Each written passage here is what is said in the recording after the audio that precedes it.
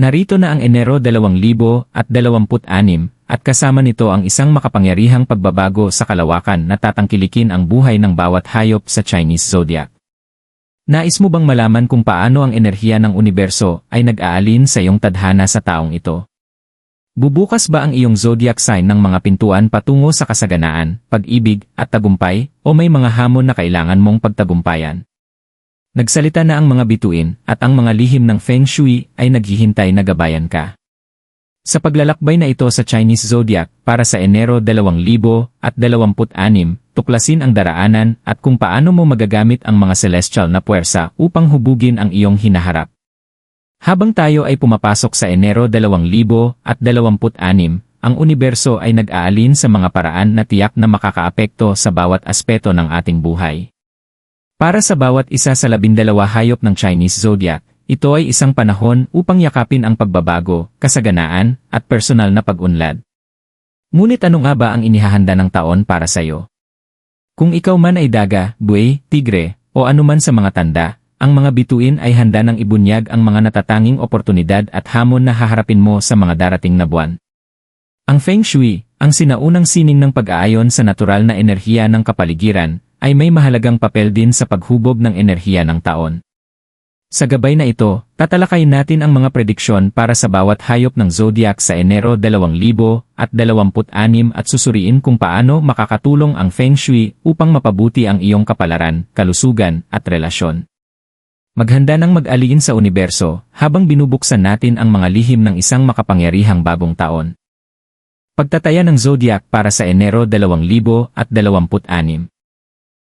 Daga, pagtataya para sa Enero 2026.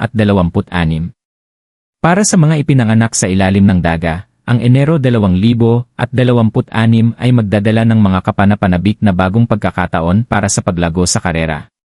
Ang enerhiya ng buwan ay perpekto para magsimula ng mga bagong proyekto at kumuha ng mga kalkuladong panganib. Gayunpaman, mag-ingat sa iyong mga relasyon, maaaring magkaroon ng hindi pagkakaintindihan sa mga malalapit sa iyo. Magpraktis ng pasensya at bukas na komunikasyon upang maiwasan ang hindi kinakailangang mga alitan. Tip sa Feng Shui, maglagay ng elemento ng tubig sa hilaga upang mapalakas ang iyong swerte sa karera at pagkakaisa sa tahanan. 2. Pagtataya para sa Enero 2026. Makakaranas ang biyay ng isang tahimik ngunit masaganang pagsisimula ng taon. Maaaring dumating ang mga oportunidad sa pinansya, ngunit kailangan nito ng sipag at pagtitiyaga. Ang buwang ito ay nangangailangan ng pokus sa iyong mga layunin, lalo na pagdating sa iyong kalusugan. Maglaan ng oras para magpahinga at mag-rejuvenate. Tip sa Feng Shui, magdagdag ng elemento ng lupa sa gitna ng iyong bahay upang itaguyod ang balanse at kalusugan. 3. Tigre, pagtataya para sa Enero 2026. Para sa mga tigre, ang Enero ay magiging buwan ng sariling pagtuklas at pagmumuni-muni. Asahan ang mga malalaking pagbabago sa iyong personal na buhay, ngunit huwag matakot, kailangan ang mga ito para sa iyong pag-unlad. May mga bagong simula na naghihintay. Magtiwala sa iyong mga instinct at yakapin ang mga hamon na darating. Tip sa Feng Shui, maglagay ng halaman sa silangan upang anyayahan ang bagong enerhiya at oportunidad para sa paglago sa iyong buhay. 4. Kuneho, pagtataya para sa Enero 2026. Kuneho, maaaring makaharap ka ng mga hindi inaasahang hamon ngayong buwan, partikular sa iyong karera at pinansya. Ito ay panahon para manatiling matatag at huwag magmadali sa paggawa ng mga desisyon. Magtuon sa iyong pangmatagalang layunin at maging matyaga. May plano ang universo kahit na ito ay magtagal. Tip sa Feng Shui, panatilihing malinis at walang kalat ang iyong workspace upang magdala ng kaliwanagan at magandang kapalaran. 5. Dragon, pagtataya para sa Enero 2026. Ang Enero 2026 ay magiging buwan ng pasyon at pagkamalikhain para sa mga dragon. Ang iyong mga ideya ay magbubuhos at magkakaroon ka ng maraming pagkakataon upang ipakita ang iyong mga talento. Ang mga relasyon, subalit, ay maaaring maging magulo. Huwag hayaang maghari ang iyong ambisyon sa iyong personal na koneksyon. Tip sa Feng Shui, i-display ang elemento ng apoy sa timog upang pasiglahin ang iyong pagkamalikhain at magbigay lakas sa iyong karera. 6. Ahas, pagtataya para sa Enero 2026. Para sa mga ahas, ang buwang ito ay magdadala ng introspeksyon at emosyonal na paglago. Ang Enero ay isang panahon upang magtuon sa iyong espiritual at mental na kalusugan. Magkakaroon ka ng matibay na kaliwanagan habang nilalayaon mo ang mga nakaraang pasanin. Tip sa Feng Shui, gumamit ng kristal sa timog silangan upang balansihin ang iyong enerhiya at anyayahan ang katahimikan sa iyong kapaligiran. 7. Kabayo pagtataya para sa Enero 2026. Ang kabayo ay makakaranas ng isang dinamikong pagsisimula ng taon na may mga oportunidad sa lipunan at propesyon. Habang ang mga pagbabagong ito ay kapanapanabik, mag-ingat na huwag magsobra. Balansihin ang iyong trabaho at personal na buhay upang magdala ng higit na kaligayahan. Tip sa Feng Shui, ilagay ang elemento ng metal sa kanluran upang pagbutihin ang iyong buhay sosyal at mag-anyaya ng positibong enerhiya. 8. Kordero pagtataya para sa Enero 2026. Para sa mga kordero, ang Enero 2026 ay isang buwan ng sipag at pokus. Hinihikayat ka ng universo na manatiling disiplinado at maging matyaga habang tinatahak ang iyong mga pangarap. Ang tagumpay ay darating, ngunit kinakailangan ng dedikasyon. Tip sa Feng Shui, isama ang isang elementong kahoy sa silangan ng iyong bahay upang itaguyod ang paglago at kasaganaan. 9. Unggoy pagtataya para sa Enero 2026. Ang mga unggoy ay makakaranas ng isang buwan ng pakikipagsapalaran at kasiyahan. Ang mga enerhiya ng buwang ito ay pabor sa paglalakbay at pagkatuto, kaya kung nagplano ka ng isang biyahe o bagong kasanayan, ngayon na ang tamang panahon. Panatilihing bukas ang iyong isipan at yakapin ang mga bagong karanasan. Tip sa Feng Shui, maglagay ng salamin sa hilaga upang mapabuti ang komunikasyon at magdala ng magandang kapalaran sa paglalakbay. 10. Tandang pagtataya para sa Enero 2026. Para sa mga tandang, ang buwang ito ay isang panahon ng katatagan at kapayapaan. Ang iyong karera at personal na buhay ay magsisimulang magkasya sa isang ritmo, at maaari kang makapagmuni-muni sa iyong mga layunin para sa hinaharap. Magandang panahon ito upang muling tasahin at magplano para sa pamatagalang tagumpay. Tip sa Feng Shui, gumamit ng elementong lupa sa gitna ng iyong bahay upang itaguyod ang katatagan at balanse. 11. Aso pagtataya para sa Enero 2026. Ang Enero 2026 ay magdadala ng alon ng optimismo at oportunidad para sa mga aso. Ito ay isang paborableng panahon para sa mga relasyon at pagpapalawak ng iyong sosyal na bilog. Makakaranas ka rin ng higit na koneksyon sa iyong sarili. Tip sa Feng Shui, magdagdag ng elementong metal sa kanluran upang pagbutihin ang mga relasyon at mag-anyaya ng suporta mula sa iba. 12. Baboy pagtataya para sa Enero 2026. Para sa mga baboy, ang Enero ay isang panahon para sa progreso at tagumpay. Ito ang pagkakataon na mag-ani ng mga bunga ng iyong mga nakaraang pagsusumikap. Habang tumataas ang iyong tagumpay sa trabaho at pinansya, tiyakin na alagaan mo ang iyong kalusugan. Tip sa Feng Shui, ilagay ang elemento ng tubig sa hilaga upang mapabuti ang mga oportunidad sa karera at kabuang kalusugan. Mga key Feng Shui tips para sa Enero 2026. 1. Pabilisin ang pag-unlad ng karera sa hilaga. Sa Enero 2026, ang hilaga ang pinakamahalagang direksyon na dapat pagtuunan ng pansin. Kung ikaw ay naghahanap ng paglago sa iyong karera, mga bagong oportunidad sa negosyo, o pagpapalakas ng iyong profesional na buhay, napakahalaga ng pagpapahusay sa hilaga ng iyong bahay o opisina. Ipinapayo ng Feng Shui na maglagay ng elemento ng tubig tulad ng isang maliit na fountain o larawan ng tubig upang buhayin ang swerte sa karera. Makakatulong ito upang magamit ang makapangyarihang enerhiya ng elemento ng tubig na namumuno sa sektor ng karera.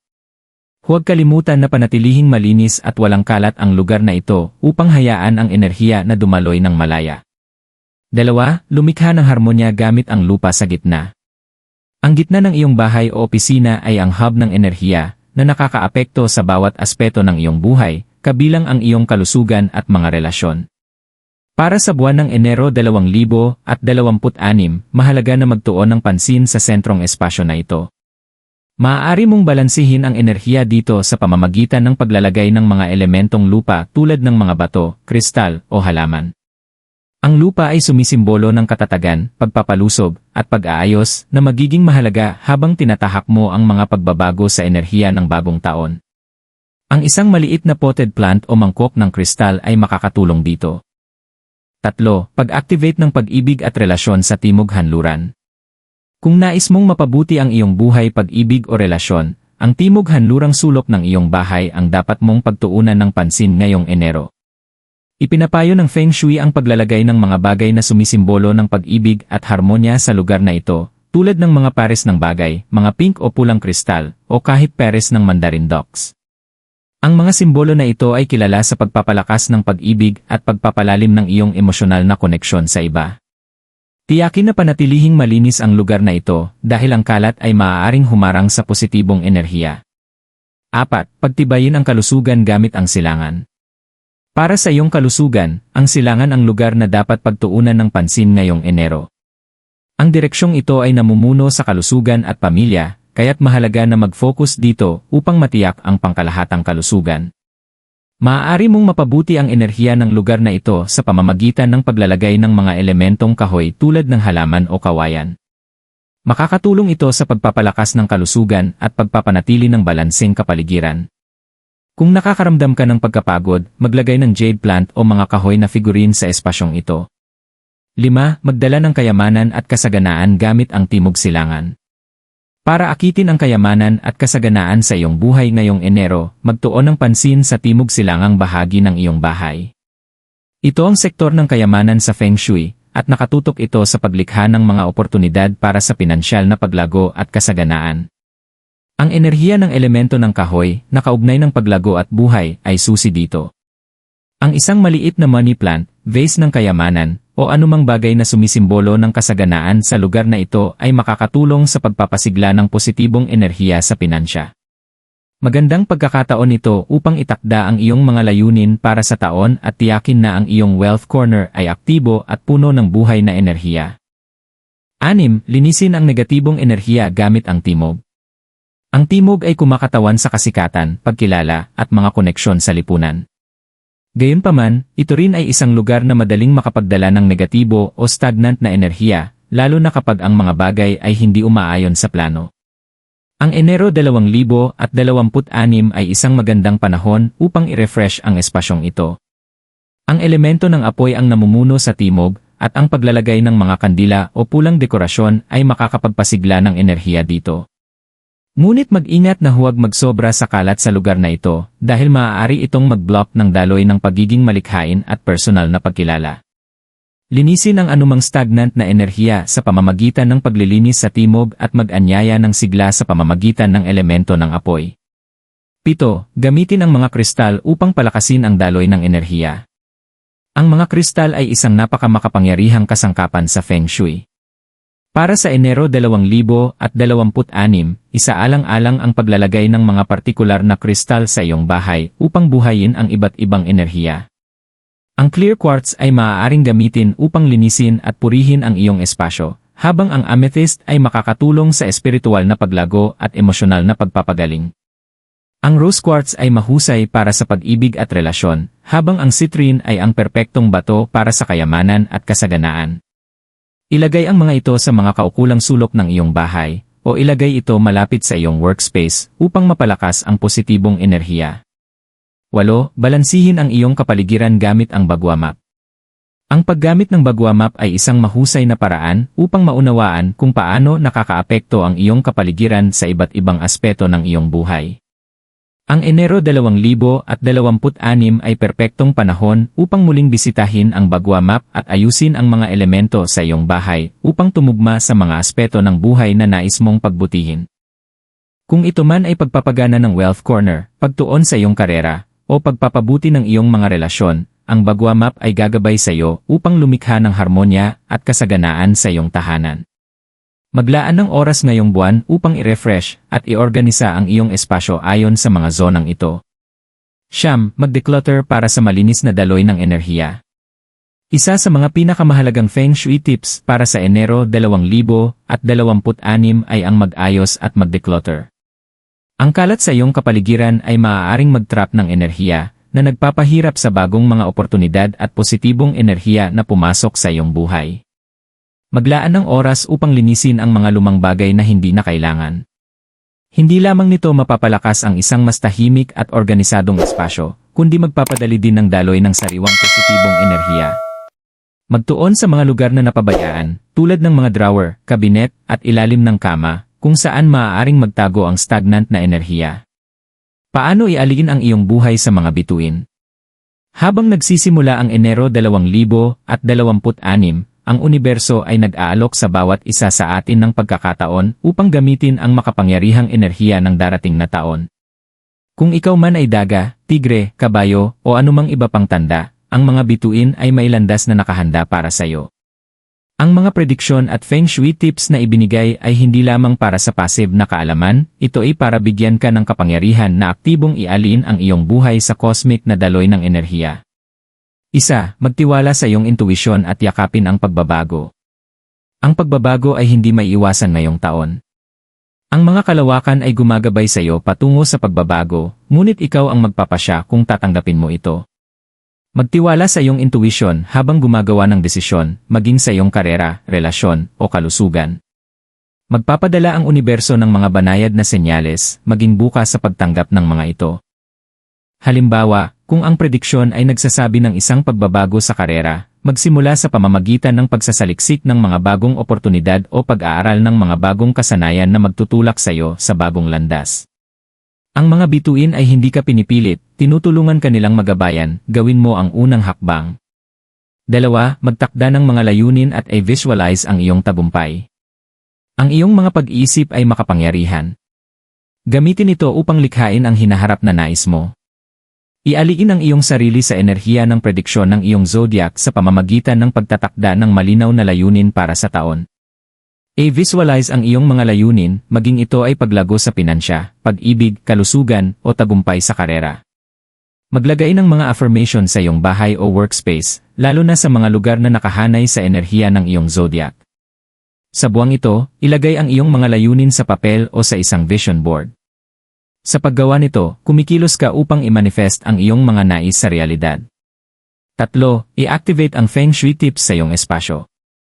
Isa sa pinakamadaling paraan upang ialin ang iyong sarili sa mga bituin ay sa pamamagitan ng pagpapahusay ng iyong kapaligiran. Gamitin ang mga Feng Shui tips na ibinigay upang buhayin ang tamang enerhiya para sa bawat aspeto ng iyong buhay. Kung ito man ay ang pagpapalakas ng swerte sa karera gamit ang elemento ng tubig sa hilaga, o ang paglalagay ng rose quartz sa timog hanluran para sa pag-ibig, ang mga maliliit na pagbabago ay maaaring magdulot ng malaking pagkakaiba. Ang Feng Shui ay tungkol sa paglikha ng balance, tinitiyak na ang mga enerhiya sa paligid mo ay sumusuporta sa iyong mga layunin. Sa pamamagitan ng pag-alin ng iyong pisikal na espasyo sa mga positibong puwersa ng universo, makakalikha ka ng isang kapaligiran na nagsusulong ng paglago at tagumpay. 4. Magmuni-muni at i-release ang luma. Ang Enero 2026 ay perpektong panahon upang i-let go ang anumang luma o negatibong enerhiya na maaaring pumipigil sa iyong pag-unlad. Kasama na rito ang mga lumamong paniniwala, nakaraang sugat, at maging ang pisikal na kalat na hindi na makikinabang sa iyo. Yakapin ang enerhiya ng renewal habang ang iyong zodiac at Feng Shui ay gumagabay sa iyo patungo sa isang bagong simula. Magmuni-muni sa mga natutunan mo at kung ano ang nais mong iwanan. Ito ang iyong oras upang magsimula sa isang bagong kabanata na may kalinawan at layunin. 5. Ialigin ang mga aksyon sa tamang timing. Ang mga bituin ay ipinapakita sa iyo ang tamang daan, ngunit mahalaga na kumilos ka ng ayon sa tamang timing na ipinapakita nila. Kung ang prediksyon ng iyong zodiac ay nagsasabi na magandang panahon upang kumuha ng mga panganib, gawin ito, ngunit mag-ingat. Kung ito ay nagbababala ng isang potensyal na hamon, maghanda ka ng naayon. Ang timing ay mahalaga sa astrolohiya at Feng Shui. Ang pag-unawa kung kailan kumilos at kung kailan maghintay ay isang kritikal na bahagi ng pag-alin sa plano ng universo para sa iyo. Ang pasensya, pati na rin ang kahandaang sumunggab ng mga oportunidad kapag dumating, ay magbibigay ng malaking pagkakaiba. Sa seksyong ito, tinalakay natin kung paano gamitin ang karunungan mula sa prediksyon ng iyong zodiac at ang mga pananaw mula sa Feng Shui upang ito ay maisakatuparan. Ang pag-aliin sa mga bituin ay hindi lamang tungkol sa paghihintay ng magagandang bagay na dumating sa iyo, Ito ay tungkol sa pagiging proactive, pagtangkilik sa proseso, at paggawa ng mga tamang desisyon na magdadala sa iyo malapit sa iyong mga layunin. Yakapin ang makapangyarihang taon na ito, at hayaang gabayan ka ng mga puwersa ng universo patungo sa iyong tunay na tadhana. Habang tinatapos natin ang paglalakbay sa Chinese Zodiac para sa Enero 2026, tandaan na ang universo ay palaging gumagabay sa iyo. Ang bawat zodiac sign ay may kanya-kanyang natatanging enerhiya, at ang pag-unawa sa mga cosmic na impluensyang ito ay makakatulong sa iyo na ialin ang iyong buhay sa mga puwersa ng universo. Maging ito man ay paglago sa karera, personal na relasyon, o espiritual na pagbabago, ang mga bituin ay nag-aalok sa iyo ng mga kasangkapan na kailangan mo upang magtagumpay. Ngayon na ang panahon upang yakapin ang mga oportunidad na darating, magtiwala sa mga prediksyon, at gamitin ang mga Feng Shui tips upang pagandahin ang iyong kapaligiran. Ang taon ng 2026 ay puno ng potensyal, at sa iyong aktibong pakikilahok, maaari mong gawing taon ng personal at profesional na paglago. Maging bukas sa pagbabago, magtangkang kumilos ng may inspirasyon, at laging tandaan na ang universo ay gumagana sa mga misteryosong paraan upang dalhin sa iyo ang mga biyayang nararapat sa iyo. Kaya't humarap sa bagong taon ng may kumpiyansa, na alam mong ang universo ay nasa iyong panig, handang tulungan kang buksan ang mga pintuan patungo sa isang mas maliwanag na hinaharap.